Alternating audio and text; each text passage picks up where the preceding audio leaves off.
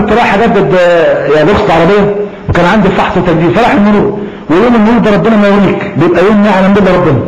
فالواحد رايح بقى وايه وشايل الهم ورايح فحص وتجديد، والعربية يعني ايه، يعني اول ما المهندس يشوفها هيقول لي تدفن ويصلي عليها 4 خد بالك، ويكبر عليها يعني عشان تدورها تصلي ركعتين قضاء حاجة، خد بالك، وكل 6 شهور تحتاج تصلي صلاة الاستسقاء عشان تتغسل.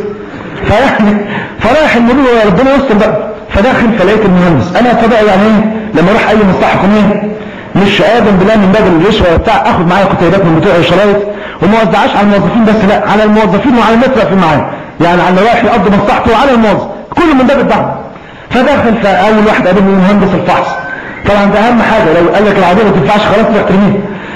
فدخلت عليه فبديله الشيتين هديه، وبدي الناس اللي واقفين بيتحصلوا معاه برضه هديه كده.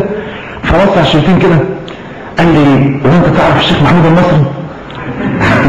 قلت له ايه ده هو انت تعرفه؟ قال لي ده حبيبي. قلت له والله باين عليك عمرك ما شفت. قال لي والله ده حبيبي ده كده، خد بالك. قلت له بتشوف فين؟ قال لي بحضر له خطبه كل جمعه وكده. قلت له حضرت له فين؟ قال لي حضرت له في المعهد المسجد السلام مش عارف ايه. قلت له شفت؟ قال لي لا ده قاعد بقى عشان الزحمه وكده. قلت له قال لي اعرفه بجد. فقلت له طب انا اخوك محمود المصري. قال لي يا اهلا وسهلا، وخدني بالحضن والخير وربنا يسترها. فقلت له طب الفحص؟ قال لي فحص مين يا عم الحاج؟ عربيتك شبح ان شاء الله. فحص خلاص. قلت له ربنا يبارك فيك يا راح ميسر الموضوع كله.